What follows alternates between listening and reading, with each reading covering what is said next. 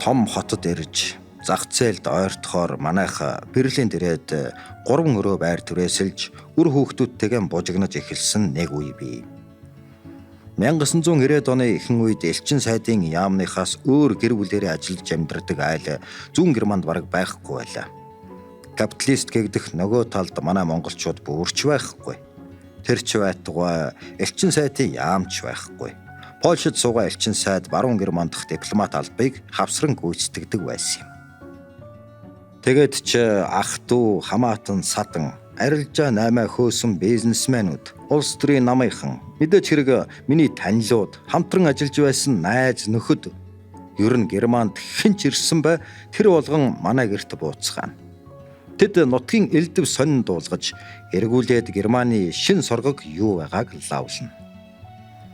Манайх гэдэг айл дэм буудал шиг олны хөлд дарагдаж, хол ойрын зочдын энэд хөөр дуу шуугаан давтаж байдагсан.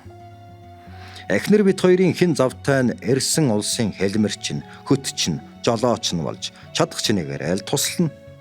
Альч зочид буудал хатуу валютын төлбөртэй болохоор зардлаа бодож манайхаар хоноглож, хуучлах нь тэдэнд ч гэсэн хэмнэлттэй надаач зугаатай. 3 өрөөгөө зайчилж гудас зулж хэвтүүлэхдээ аль болох 5 тух алдуулахгүй хичээнэ.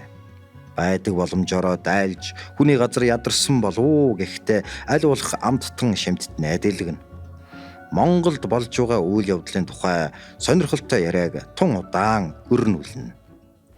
Сонсдог ном Эм бүхэд байршлаа.